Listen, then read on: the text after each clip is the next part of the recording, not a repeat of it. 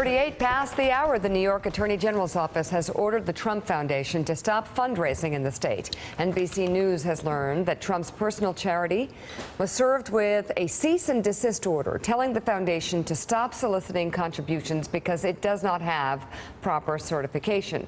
The notice of violation letter asks the Trump Foundation to send any delinquent financial reports to Attorney General Eric Schneiderman's office within 15 days. It's really down the middle.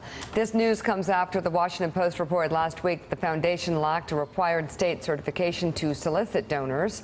The Trump campaign responded to the news with a statement yesterday reading in part, "While we remain very concerned about the political motives behind Attorney General Schneiderman's investigation, the Trump Foundation nevertheless intends to cooperate fully with the investigation." Schneiderman, who recently opened an inquiry into the foundation, is a Democrat supporting Hillary Clinton for president. You know, you said really down the middle, Meek. I mean, well, a month before the election.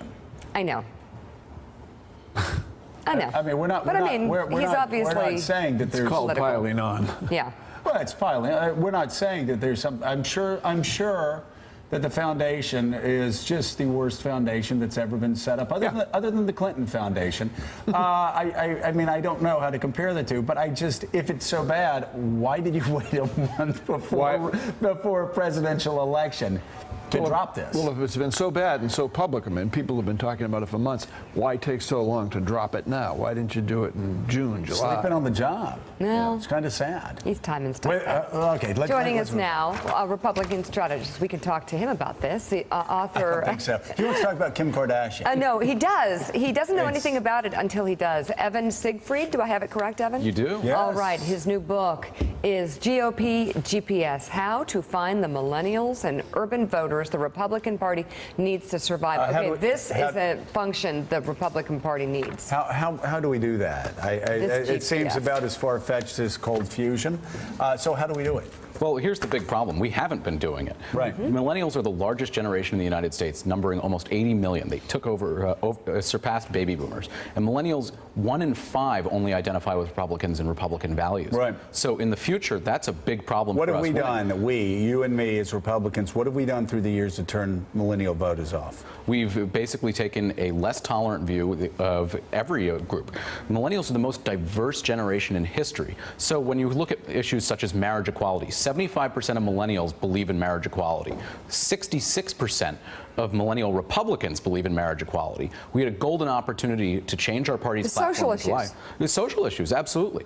Actually, millennials are the most fiscally conservative generation since the Great Depression. Are they really? Yeah, they are. That's so interesting. And they actually believe in entitlement reform. They believe in school choice. There are many different issues where we sync up with millennials, but they're not receptive to us because they see the Republican Party as the party of the crusty old white guy. We just seem too intolerant.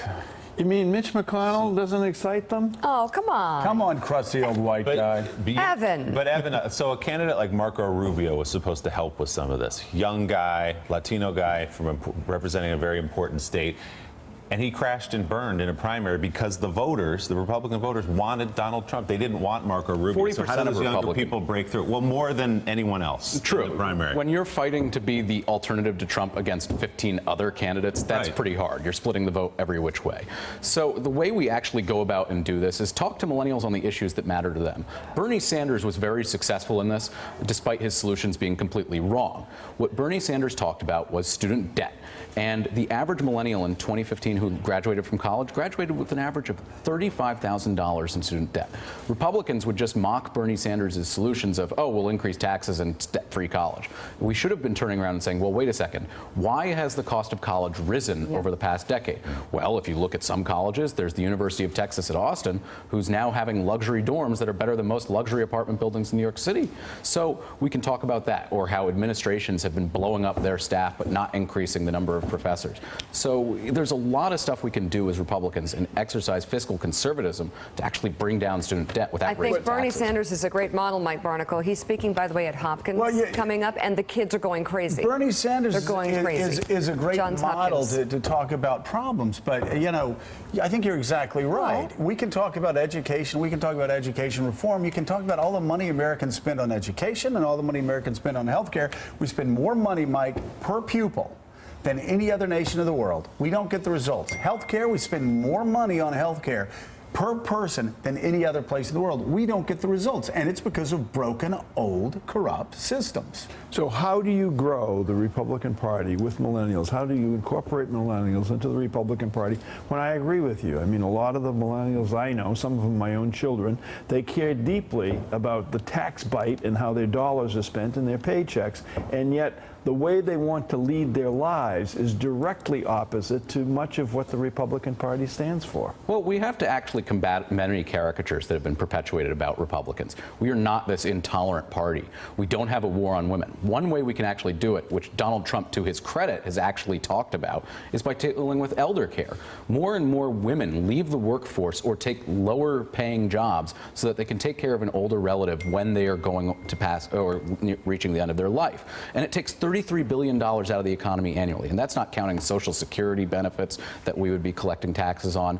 And then once that relative passes away, they can't re-enter the workforce or move up, and that is a hindrance on women.